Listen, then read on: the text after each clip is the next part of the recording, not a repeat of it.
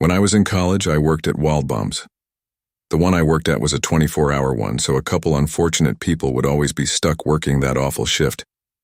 I thought since I was 20 and in college that my boss would never put me on an overnight shift.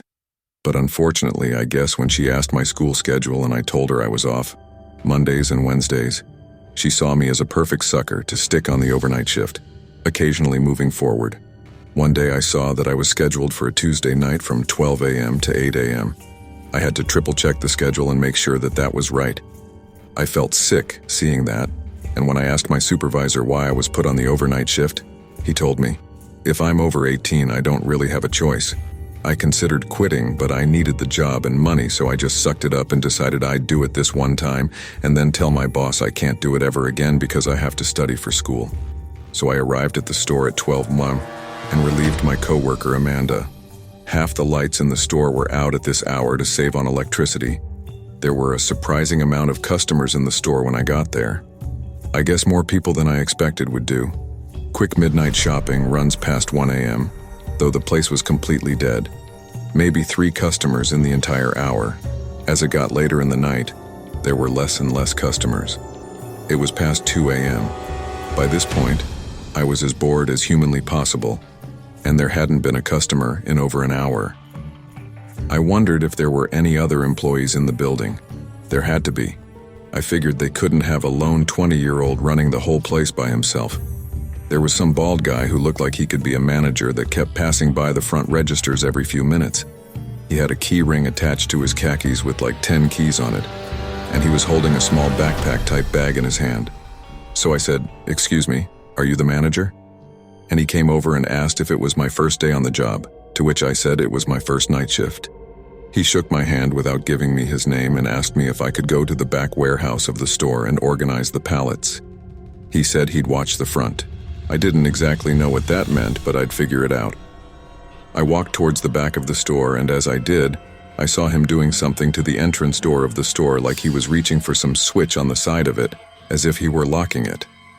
I made my way into the back warehouse, where I saw a tall man who looked like he were 30, wearing a manager's vest that said Waldbaum's.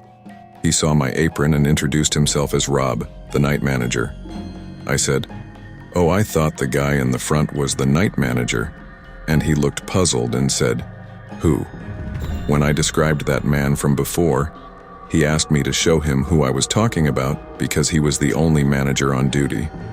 He didn't even make it out of the warehouse before all the lights in the store turned off. Rob told me to wait in the warehouse while he checks out. What's going on? I watched as he walked through the warehouse doors into the darkness of the store, with the only light out there being from the lights of the dairy coolers that were still on. I sat on a box on a pallet and was on my phony, trying to text any of my friends who could have been awakey about what was happening, when I heard a door from inside the warehouse opening. It was on the other side of the warehouse, separated by the freezer and dairy fridge. There were 2 ways in and out of the warehouse, back into the store.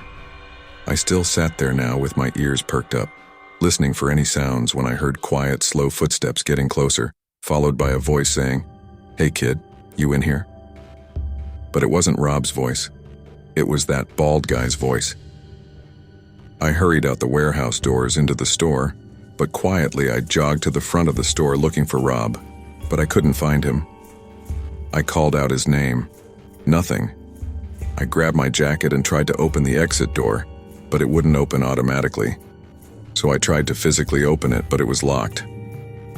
I heard footsteps approaching from behind me and I turned and almost screamed, but I realized it was Rob, the manager. He flicked some lever or something on the top right of the door and unlocked it, and he said in a panicked whisper to hurry and get outside. He followed behind me.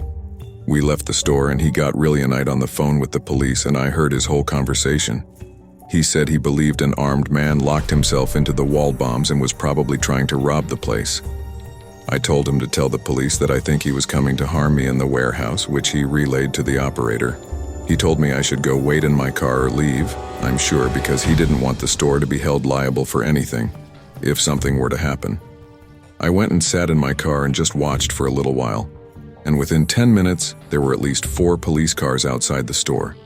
They all went inside for a while, and I didn't see whatever was going on, so I left. I didn't quit after that, though. The next time I went into work, I was told all about what happened by my supervisor.